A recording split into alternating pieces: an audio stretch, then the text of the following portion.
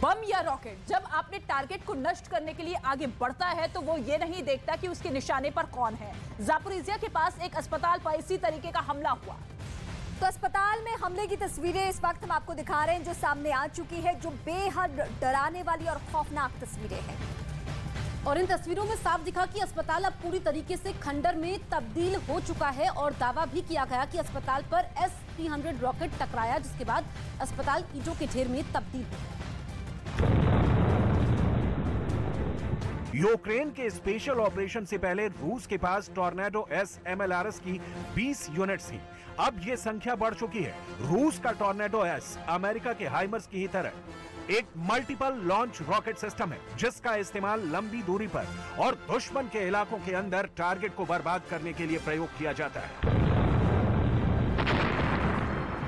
अगर हम हाइमर्स और टॉर्नेडो एस की तुलना करें तो टॉर्नेडो एस बेहतर मालूम पड़ता है। US M142 हाइमर्स की रेंज 100 किलोमीटर है।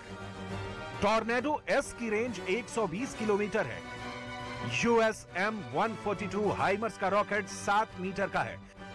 टॉर्नेडो एस का रॉकेट 7.6 मीटर का है, लेकिन एक मामले में हाइमर्स बेहतर है। फिर भी टॉर्नेडो की मारक क्षमता का मुकाबला हाइमर्स नहीं कर सकता है। टॉर्नेडो का निशाना भी हाइमर्स के मुकाबले बेहतर है। रूस का प्लान है कि इसी टॉर्नेडो की मदद से वो यूक्रेन को अपने गोला बारूद डिपो को पीछे की ओर ले जाने के लिए मजबूर करेगा और इसकी आपूर्ति लाइनों को कमजोर करेगा। हाइमर्स की सबसे खास बात यह है कि फायर करने के तुरंत बाद जल्द ही इसके सिग्नल मिलना बंद हो जाते हैं, जिससे दुश्मन इसकी लोकेशन का पता नहीं लगा पाते हैं। लेकिन हाइमर्स की लोकेशन का पता लगाने के लिए रूस ने एक और हथियार की मदद ली है, जिसका नाम है लैंसेट ड्रोन। देखिए, ये है रूस का लैंसेट ड्रोन, जो आत्मघाती ड्रोन की तरह खुद को मिटाकर टारगेट को पूरी तरह से नष्ट करने में सक्षम होता है। रूस ने अब बड़ी संख्या में नए ड्रोन लैंसेट का उत्पादन शुरू कर दिया है, क्योंकि ईरान के कामिकाजे ड्रोन का स्टॉक खत्म हो गया है। लैंसेट ड्रोन 1 घंटा तक उड़ सकता है।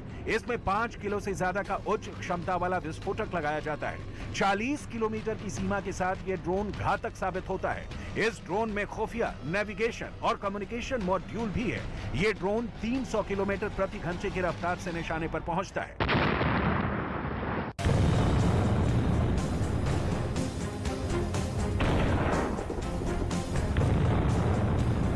बम या रॉकेट जब अपने टारगेट को नष्ट करने के लिए आगे बढ़ता है तो वो ये नहीं देखता कि उसके निशाने पर कौन है। यूक्रेन का दावा है कि पुतिन की आर्मी ने एक अस्पताल पर इतना जबरदस्त हमला किया है कि सिर्फ 2 दिन के बच्चे की भी मौत हो चुकी है। जापोरिजिया के पास ये उसी अस्पताल की तस्वीरें हैं, जो अब पूरी तरह से खंडहर में तब्दील हो चुका है। अस्पताल पर S-300 रॉकेट टकराया, जिसके बाद अस्पताल ईंटों के ढेर में तब्दील हो गया। Це навіть не можна описати словами, що ми відчуваємо. Лють, ненависть до нашого ворога. Не знаю, що можна тут сказати, що можна відчувати. Що може відчувати нормальна людина. Звичайно, жаль, співчуття до тих, хто постраждав.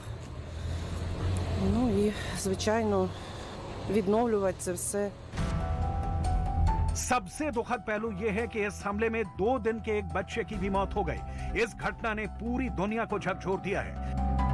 यूक्रेन के लोगों पर दुखों का पहाड़ टूट पड़ा है। Перша ракета С-300 прилетіла на дорожнє покриття пошкоджене, і друга ракета прилетіла саме сюди. І на центральну районну багатопрофільну лікарню, а конкретно на пологове відділення, де знаходилися відповідно люди. Одна жінка після пологів 2 дні народила хлопчика. І на превеликий жаль, ця ракета забрала життя цієї дитини, яка прожила всього 2 дні.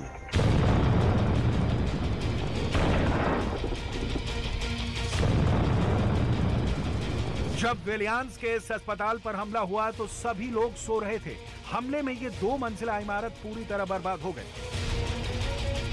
इस घटना से यूक्रेन के राष्ट्रपति ज़ेलेंस्की की पत्नी ओलेना इतना ज्यादा दुखी हुई हैं कि उन्होंने बयान दिया है कि वो ऐसी घटनाओं के लिए पुतिन को कभी माफ नहीं करने वाली हैं।